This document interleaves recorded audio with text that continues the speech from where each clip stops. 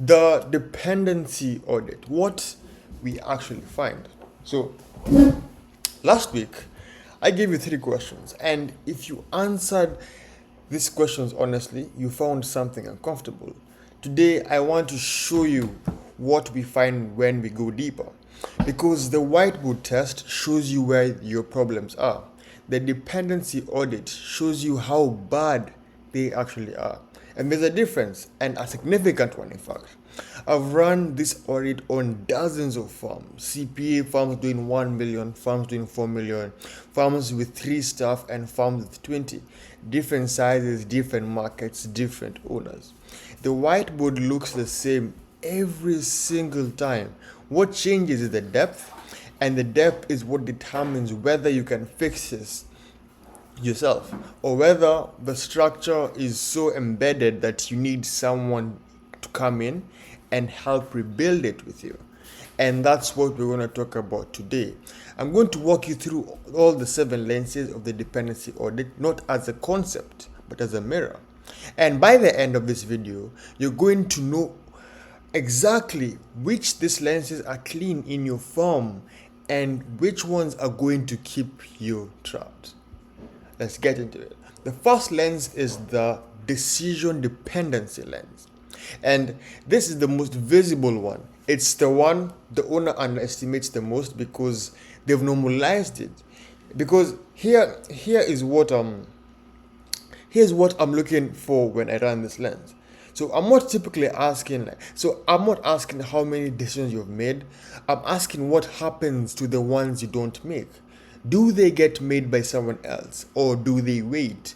Because there's a specific pattern in dependent firms. Work moves at full speed until a decision point, and then it stops. It stays stops until the owner surfaces.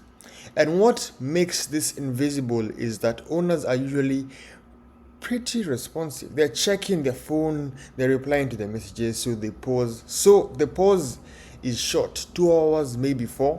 But those pauses are happening dozens of times a day across every engagement, every client, every staff member. And the cumulative cost of those pauses is lost capacity, delayed delivery, and staff who've learned to wait rather than think.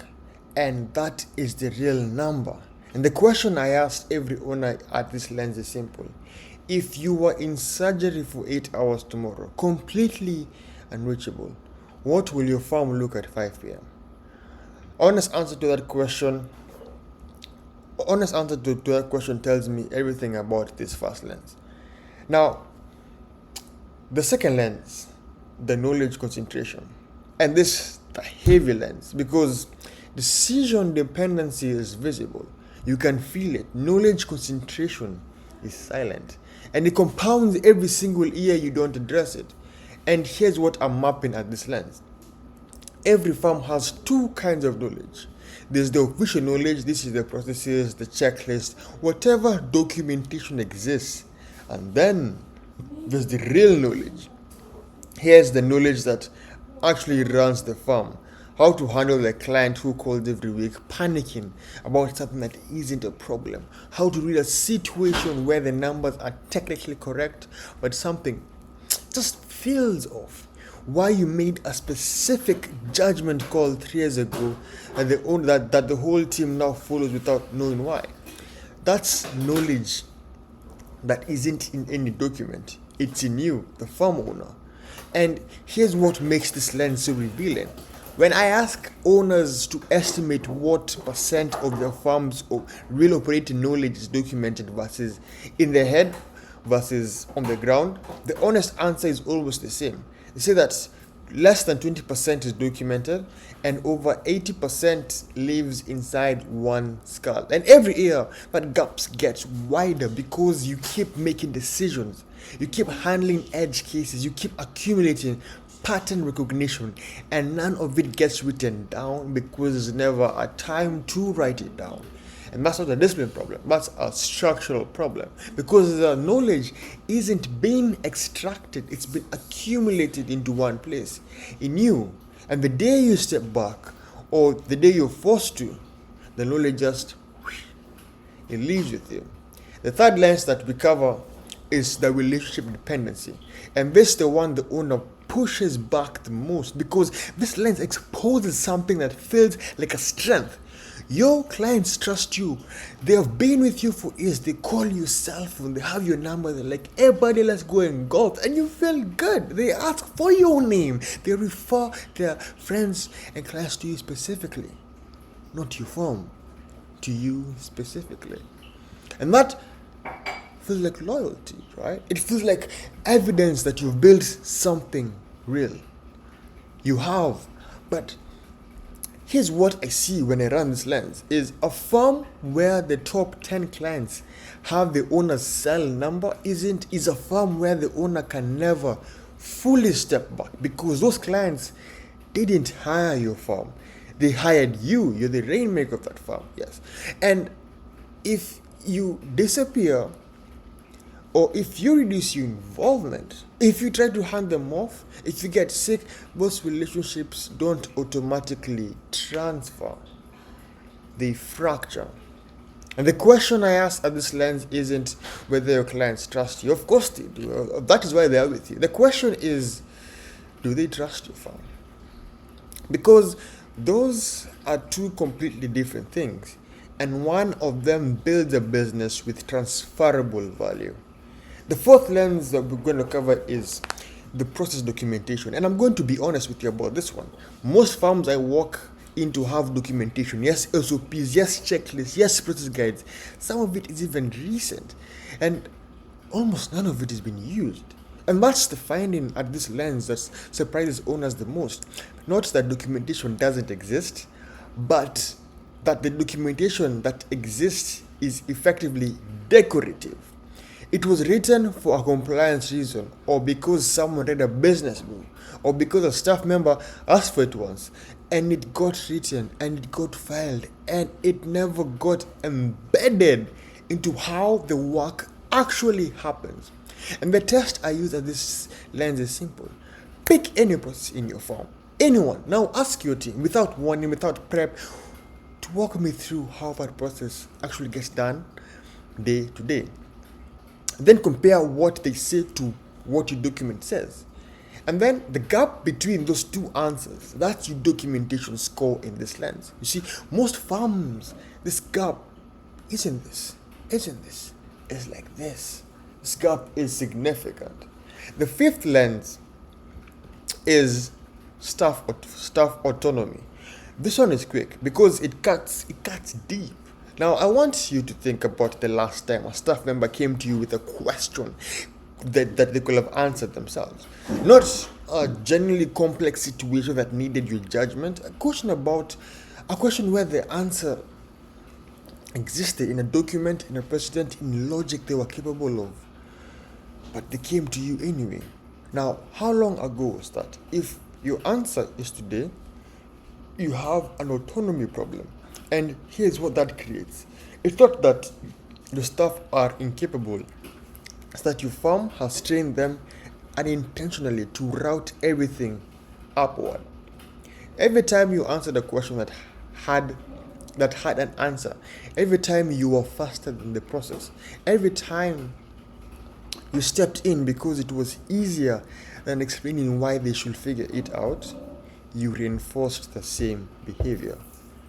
Come to the owner. It's faster, it's safer, and it's what we do here.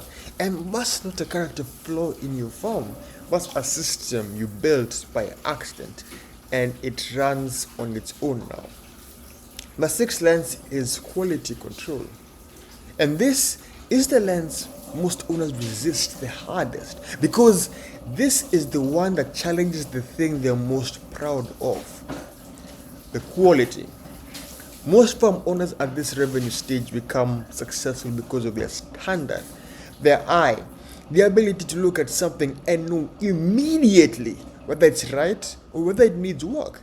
That is real. That is valuable. That is also the problem, because that standard lives inside of you, not inside of your firm. And what I find at this lens consistently is a firm where quality control is the owner. doing a final review, where the standard of good is whatever the owner says when they see it, and where the staff produce work and the owner filters it before it reaches the client. And everyone calls that quality control. But it's not a system, it's a person. And a person is a quality control system. A person is just a bottleneck with good taste. The question at this lens is whether your standard is transferable, whether you could write it down in a way that your team could apply it accurately, consistently, without you in the room. Most owners find that they can't. Not because their standard doesn't exist, but because it was never made explicit. It was just assumed. Now, the last lens, the lens 7, is operational continuity. And this is the final lens, because it's the one that ties everything together. So here are the questions. If you couldn't come in tomorrow, not a vacation, not a planned absence, not an emergency, sudden, no prep, what happens to your farm over the next 30 days? Not the first day, not the first week, 30 days. Because most farms can survive a few days. Someone covers, things get delayed, clients are patient. But 30 days? 30 days without decisions you make every day, without the knowledge you carry, without the relationship that you hold, without the review of the work going out the door. What does 30 days look like? I've asked this question to dozens of farm owners, and the most common answer across all farm sizes, across all markets, is some version of this. It will be bad. Not bad, but real bad. Not because the team is bad, but because the farm was never designed to run without them. And that's the whole point. That system, that lens of this audit is revealing from a different angle. The farm is not a system. The farm is a person. And when that person is unavailable, the system doesn't slow down. It loses its mind. So, here, the 7 lessons, and here's what they all add up to. Your dependency score, not a vague sense of how involved you are, but instead it's a precise map across all 7 dimensions of how concentrated your farm's operating intelligence is and where the highest leverage fixes are. If you haven't taken the assessment yet, the link is in the description. 8 minutes, 7 lenses, you'll come out of the other side knowing exactly which of these 7 areas is costing you the most. And if your score comes back high and you want to talk through what the numbers mean for a specific farm, there's an option to book a free 20-minute dependency audit call directly from the assessment. No pitch, just a real conversation about the structure. The link is below. Thursday we'll go into the first fix, how to get the knowledge out of your head and into your farm. The extraction process we use step by step. With that, I'll see you on Thursday.